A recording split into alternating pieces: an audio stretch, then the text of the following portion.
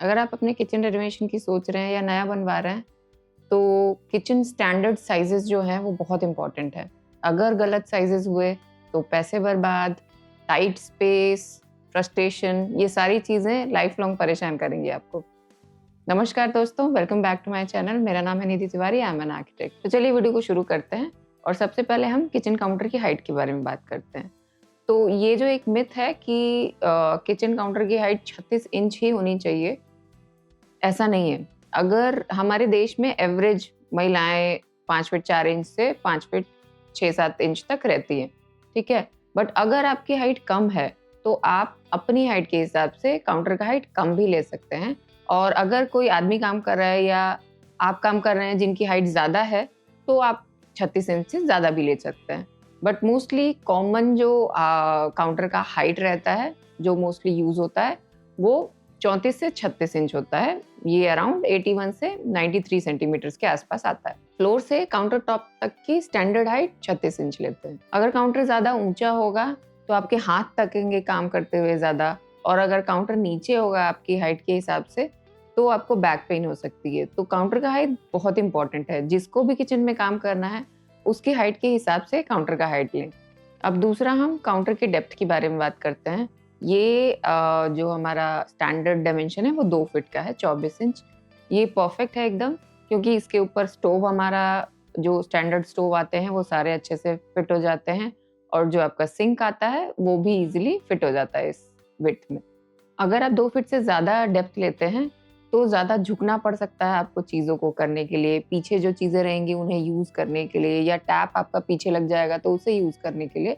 तो इसलिए ज़्यादा डेप्थ अच्छी नहीं है, या कम डेप्थ भी अच्छी नहीं है। 2 फीट एक परफेक्ट साइज़ है काउंटर के डेप्थ के लिए। अब हम बेस कैबिनेट की बात करते हैं, जो आपके काउंटर के नीचे रहता है। उसकी हाइट अ, 28 से 30 इंच के आसपास आती है, और डेप्थ उसकी 22 इंच के आसपास रहती है।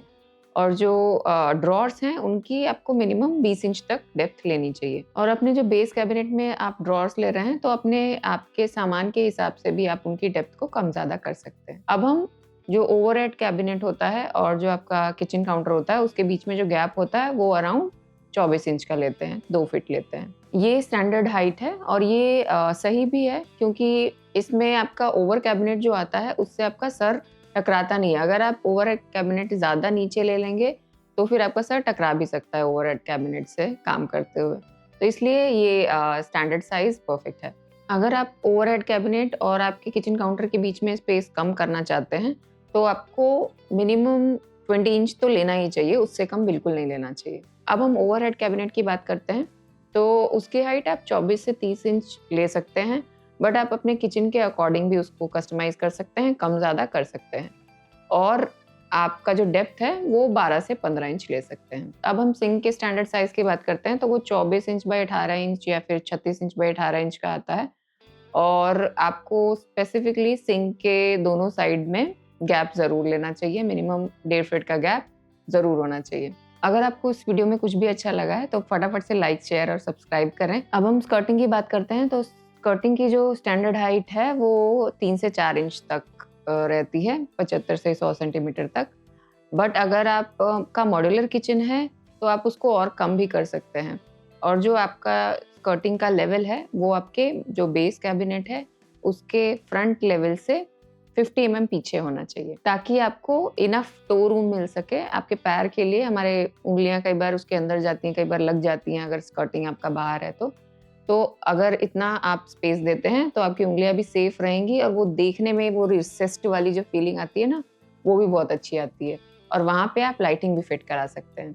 कि अगर आप स्कर्टिंग को पीछे लेते हैं, तो वो जो आपका पोछा करने की वजह से नीचे एरिया गंदा हो जाता है ना, नीचे दीवार में लग के गंदगी हो जाती है, वो चीज़ भी होने से बच जाएगी, और आपका किचन एकदम क्लीन दिखाई देगा। अगर अभी तक आप ये वीडियो देख रहे हैं, तो फटाफट से सब्सक्राइब कर दें, लाइक करें और शेयर करें। Thank you very much for watching this video. और सिमिलर वीडियोज़ देखने के लिए आप इन लिंक्स पे क्लिक कर सकते हैं।